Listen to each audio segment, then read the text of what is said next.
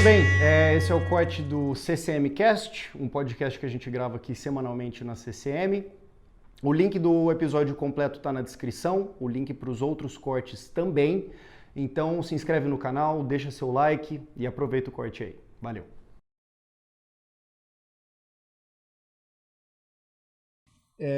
O cara precisa de um servidor. Beleza, ele fala, a nuvem X, ela vai me custar R$5.000 por mês. Um servidor local, para eu colocar aqui, vai me custar 100. Sei lá, alguma coisa assim. Em tantos meses eu pago o meu servidor local. Só que o que eu vejo que muitas vezes eles não colocam eles não consideram. Qual banco de dados que você vai usar? Quanto custa a licença para você licenciar o seu servidor local? Quanto vai custar para você ter um profissional para cuidar da infraestrutura? Aqui, um asterisco.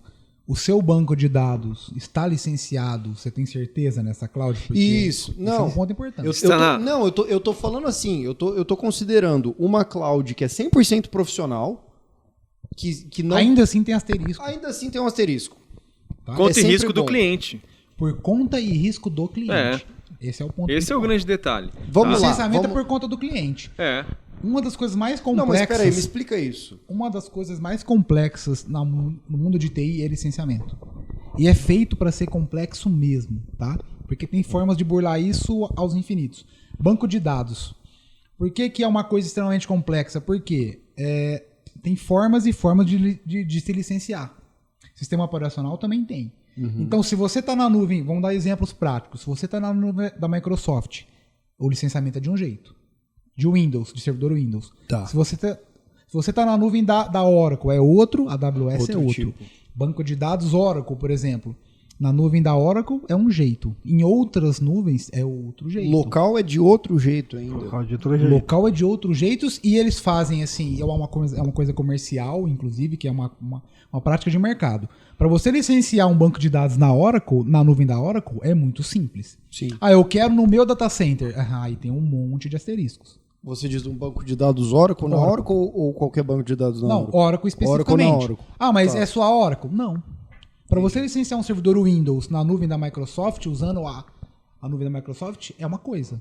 Para você usar no seu data center, é outra. É outra coisa. Sempre é assim. Então, quem garante para você, isso aí a gente já entra, João, naquela questão do seguinte. Eu ter uma nuvem que eu mesmo gerencio, eu ter uma nuvem que alguém gerencia, no nosso caso, a CCM gerencia, ou uma nuvem direta da software house. Sim. Quem está garantindo o que em qual dos níveis? Isso. Outra coisa, para quem você vai ligar em qual dos níveis? Né? Exatamente. Se eu tenho uma nuvem que eu vou lá, eu mesmo contratei no meu cartão de crédito. Uma nuvem direta, você diz. Muitas empresas têm assim. Vou lá, coloco meu cartão de crédito e estou usando. Um exemplo para esse exemplo que ele está dando. São as grandes, que você pode contratar direto no site. Oracle você consegue contratar direto. AWS você consegue contratar direto. Azure você consegue contratar direto. Google você consegue contratar direto. Então, os pontos prós e contras são esses. É a administração. É a administração, porque é aquilo que vocês falaram, é por conta e risco 100% de quem está contratando. Então, você vai lá, você paga, você bota seu cartão de crédito ali, se eu não me engano é pós-pago, não é? Não tem um negócio que é assim? Não, então, e aí, todas tudo as dois, tem modelo pré, você paga aquilo e a partir do momento que você pagou, você tem um ambiente disponível lá. Como você vai colocar o seu banco lá dentro, como você vai migrar seu RP lá para dentro, ou como quanto você vai risco criar de cada cliente. É 100% responsabilidade do cliente. Esse modelo ainda acho que tem uma certa vantagem. Quais são elas? Conta pra gente. Esse modelo tem uma vantagem em comparação com modelos de data centers autônomos. Tá? Peraí, dá um exemplo pra gente de um data center autônomo. autônomo. Uma empresa que vai lá, não, que faz assim, um colocation em qualquer data center e vende. Esse assim, é o modelo. Tem várias diferenças. Então, assim, é que a gente está comparando três coisas. Então, assim, a gente tem um cliente local que foi lá, comprou o servidor, instalou, configurou. Vamos usar esse modelo. Um data center local é um modelo interessante. Esse é o cenário 1 que vinha até 1990, servidores até locais. A década de 2000. Beleza. Aí começou a segunda era, que foi o quê? As empresas começaram a fazer cloud. Então, assim, ao invés do meu cliente comprar o hardware, Eu, CCM, vou lá, vou comprar o hardware, eu vou assumir esse custo, eu vou assumir esse investimento e vou Locar segmentar pro cliente. e vou sublocar meu hardware. Tá. A CCM fez isso. Começou com isso, Na né? época, Com a naquela virtualização, época né? que você contou no começou começo. com isso. Isso. Tá. Então esse é o cenário 2. O cenário 3, aí a gente vem com os grandes players, que é o que o Cleiton tá falando. Então assim, a gente vem com a AWS, a gente vem com o Google, a gente vem com a Amazon, a gente... a Amazon e a AWS é a mesma coisa, né? A gente vem com a Oracle, a gente vem com a Azure, a gente vem com a Alibaba. Alibaba tem também. Tem. Tem, Então assim, gigante, são né? os caras que têm Tô por um fora. caminhão Maior que a Oracle, são os inclusive. caras que têm um caminhão mercado. de dinheiro, um caminhão de dinheiro. Não dá pra competir com os caras. Por que não dá pra competir com os caras? Enquanto eu, CNPJ de Brasil, vou comprar um storage, eu pago 100 mil reais. Pra comprar, sei lá, 30 teras de disco. A AWS vai comprar um caminhão de storage. O custo dela vai ser infinitamente menor que o meu. O custo e de eventualmente o aquisição. preço por E o recurso, seja memória, processamento Porque ou os caras disco, têm é muito uma- menor. Os caras, quando os caras vão pra comprar hardware, os caras compram uma bala, compram caminhão em cima de caminhão. Então assim, não tem como competir preço. Literalmente, Isso- data Mas não é só center. hardware, isso não é também- só atrás de data hardware. center. Sabe onde entra a questão? Ó, o data center local do próprio cliente e o data center que não é de um grande player, ele tem uma coisa parecida. Na verdade, é o mesmo padrão, com uma escala um pouco maior, mas é o quê? Muitas das vezes não está em compliance com o licenciamento das grandes corporações. Porque eles fazem, as grandes corporações, não existe exceção. Eles fazem de uma forma de que fique difícil para que você licencie fora deles. Então, se você tem um data center local e está usando virtualização, qualquer uma que seja, e está usando um banco de dados, por exemplo, Oracle, a chance de você estar ilegal é 98%. Tá? Por quê? Porque o licenciamento é complicado. A mesma coisa em data centers que não são esses grandes players. Por quê? Esses grandes players, eles têm acordo entre si e eles facilitam. Então, vou dar exemplos. Lá na AWS. Licença Oracle é facilitada para o ambiente AWS. Isso. Exatamente, eles têm acordo, mas não só isso. Mas esse é um exemplo bom. Mas, por exemplo, eu vou criar uma máquina servidor Windows na AWS. Eu não tenho opção, a AWS é a Amazon, tá? Para quem não sabe. Eu não tenho opção de criar uma máquina com Windows pirata. A licença está incluída. Você não Já tá eu vou embarcado, comprar, né? eu vou subir um banco de dados na Oracle no modelo PaaS. A licença está incluída.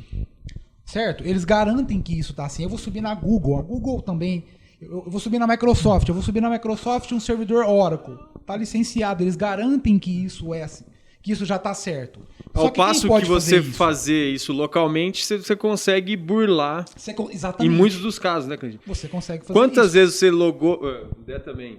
Eu tenho o Oracle aqui, 11G, 12C, modelo Standard. Não, você está na Enterprise, a Feature. Não. Não, Tá. Exatamente. Isso aí, Esses cara, grandes isso players, aí, isso aí qual que é a vantagem do grande sacanagem player? isso aí, cara. Porque várias vezes da gente conversar, eu percebi que se você peida, você tá usando outra função, porque ela tá liberada. Isso é uma coisa especificamente da Oracle. A Oracle, o licenciamento da Oracle é engraçado, que é o seguinte. Você vai na concessionária e fala assim, eu quero um carro 1000. Tá? Quero um carro 1000 pelado. 1.0. 1.0 sem nada. Vidro, Ok. manual, Ó, direção... eu vou te entregar 1.6. Sem direção eletrônica. Eu vou te entregar 1.6 com vidro elétrico, com ar-condicionado, tá? Só que é o seguinte, Você só vai usar 1.0. você vai pagar o 1.0, mas se você usar o vidro elétrico, você vai pagar 1.6. 1.6. Você tem que subir na mão, não. Beleza. O ar, se eu usar o ar quente, eu pago 1.000. Se eu usar o ar condicionado, eu Você paga 1.6. Tem mais um detalhe. O rádio, o CD já vem ligado, funcionando. Se você não desligar assim que você entrar no carro, você paga 1.6. É assim o licenciamento da hora. Cara, é um... É bizarro, mas é assim. Assim, o lado bom que eu vejo disso tudo é uma maneira de forçar empresas que precisam desse banco de ir para um modelo que é muito mais simples. Que é o quê? Não. Que é o PaaS. Não. Que é o quê? E Você outra, paga por mês, você tem as facilita- atualizações, você tem o suporte. Então, O que compensa mais? Você pagar uma licença e licenciar durante um ano, pagar suporte não sei do que, ter que pagar atualização no final do ano, enfim, um monte de é o coisa. PaaS? Vamos explicar. O PaaS, para quem não entendeu... Plataforma como serviço é o quê? Eu vou te entregar um banco de dados, mas pronto, ele está todo configurado. Você só tem que apontar a sua aplicação para lá. Tá? Qual que é o grande diferencial disso? Qual que é o grande diferencial daqueles modelos que a gente está falando dos modelos, né? Então tem o modelo local, tem o modelo de pequenos data centers e tem os grandes players. Como que você sabe qual que é o melhor modelo? Cara, na verdade eu só consigo ver um jeito, não é porque eu tô na CCM não, mas na verdade é o lógico. Qual que é o melhor modelo? Você tem que ter uma empresa com know-how, com experiência para te ajudar. Qual que é o melhor modelo? Depende. Cleitinho, sabe o que acontece? A gente vê que as empresas, né, como nós trabalhamos com 90%, 80% do nosso segmento é concessionárias de veículos, né, linha leve, trator, né? O que acontece? A empresa X, ela tem que ser especialista, ela tem que ter os especialistas, ela tem que ter um negócio voltado para vender carro. Porque o core dela é vender carro. É vender carro. Mas ela precisa da tecnologia. Hoje, a tecnologia faz parte de tudo na nossa vida. A gente não vive sem o celular.